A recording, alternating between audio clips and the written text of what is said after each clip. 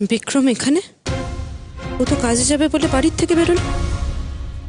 Wow wow Vikram, তার মানে তুমি আমাকে মিথ্যে বলে বেরিয়ে এখানে বসে বসে ফ্লার্ট করছো, আবার একটা মেয়েকে ফাঁসাবার মতলব করছো। কিন্তু আমি তো তোমার প্ল্যান সাকসেসফুল হতে দেব না।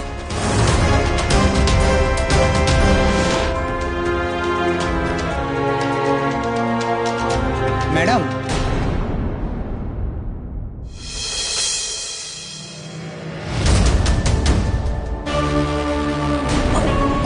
ওহো দাঁড়া দাঁড়া, I'm so sorry. না না ইটস ওকে, হতেই পারে। আমি করে নিচ্ছি। না না ঠিক আছে।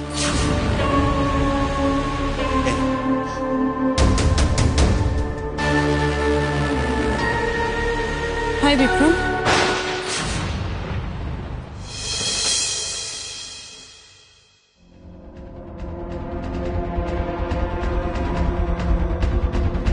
তুমি কেন আমাকে এখানে দেখে খুব আশ্চর্য হয়ে গেলে?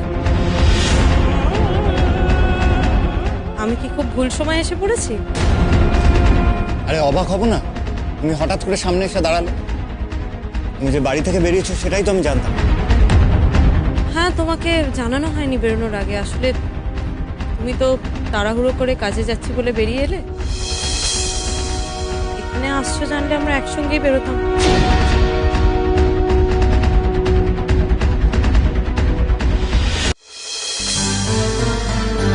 আচ্ছা, meet Reshmi, Reshmi Sengupta, young entrepreneur, Chadha গ্রুপের সিনিয়র ইনভেস্টমেন্ট ম্যানেজার।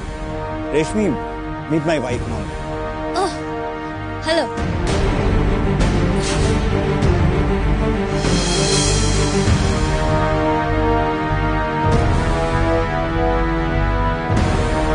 তোমরা মিটিং করছিলে এখানে? হ্যাঁ, আমার বিজনেস প্রপোজালটা নিয়ে আমি রেশমির সাথে আলোচনা করছি। রেশমি আমার বিজনেস আইডিয়াটা শুনে খুবই এক্সাইটেড, তাই একটু ডিটেলে আলোচনা করছি। জানো নন্দা, ও আমার বিজনেসে ইনভেস্ট করতে আগ্রহী। ও রিয়েলি? That's really nice. তা কিভাবে কনভিন্স করলে তুমি ওনাকে? কফি খাইয়ে নাকি অন্য কিছু?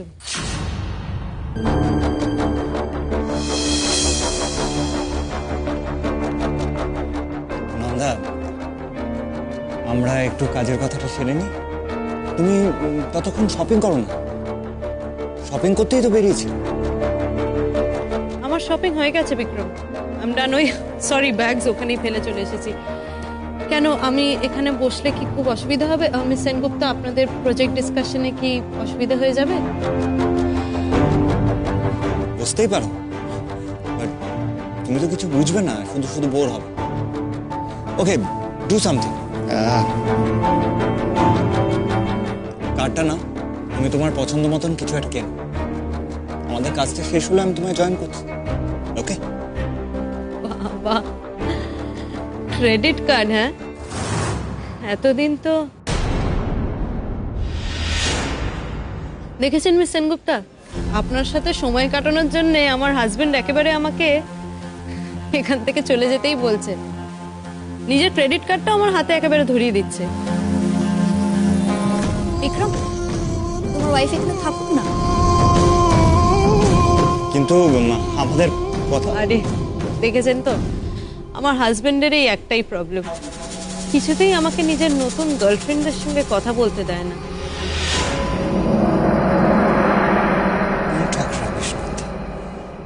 শুধু শুধু মিসআন্ডারস্ট্যান্ড করছো। আমরা আমাদের কাজটা সেরে। বিক্রম, আমাকে না এবার উঠতে হবে। সে কি, এই তো সবে কথা শুরু হলো। Let me explain it to you. না, ইটস ওকে। অ্যাকচুয়ালি না আমার একটা অ্যাপয়েন্টমেন্ট আছে, আমি ভুলেই গেছিলাম।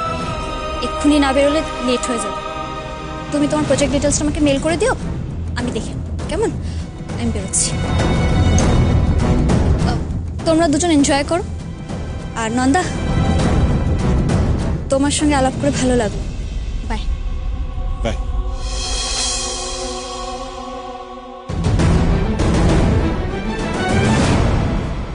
কি হলো এটা? কি করলে তুমি এটা? What did you do, Nanda? How dare you? খুব অসুবিধা হচ্ছে তাই না? অসুবিধা হয়ে যাচ্ছে।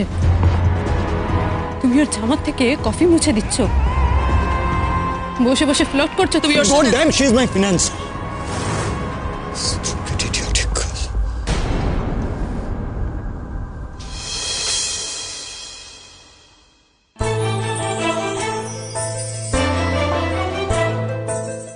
আনন্দে আনন্দে অনুভব অপারেশন করেছে, নিজের হাতে অপারেশন।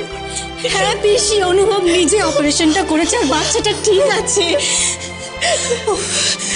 আপনি আপনি জানেন অপারেশন থিয়েটারে অনুভবের পাটা না হুইলচেয়ার থেকে মাটিতে ঠেকলো। হ্যাঁ, ও নিজের পায়ে উঠে দাঁড়ানোর চেষ্টা করলো।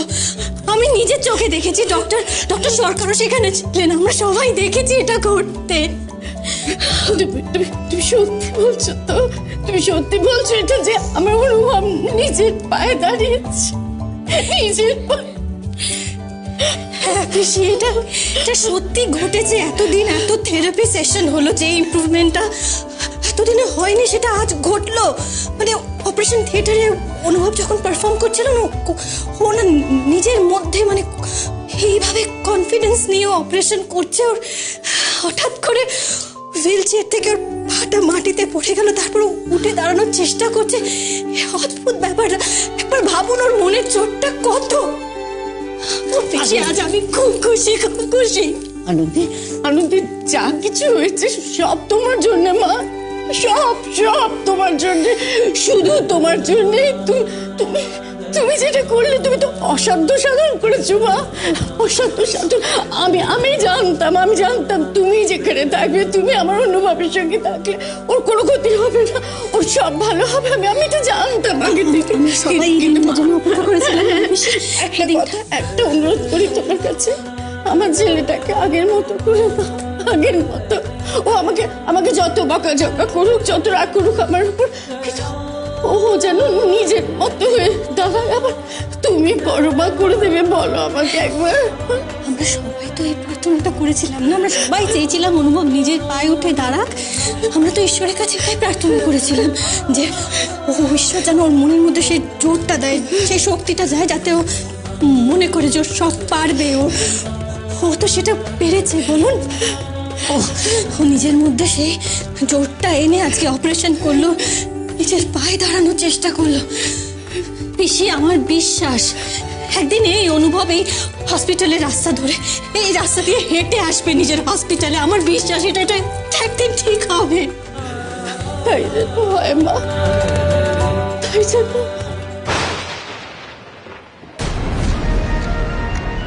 আনন্দী,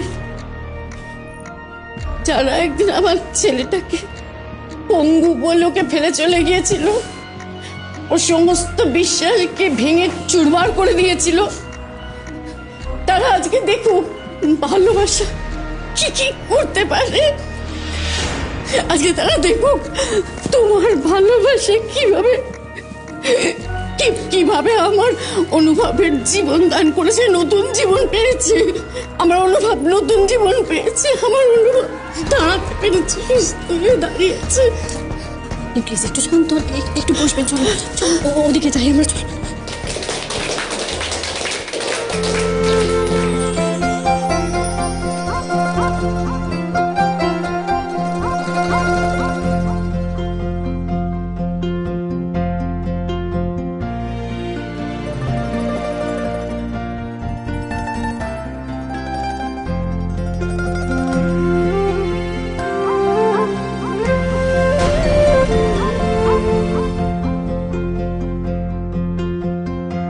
ডক্টর মৈত্র, আপনার অ্যাক্সিডেন্টের পর ডিসচার্জ হওয়ার পরে আপনি কি কখনো ভেবেছিলেন আজকের এই দিনটি আপনার জীবনে এত তাড়াতাড়ি আসবে?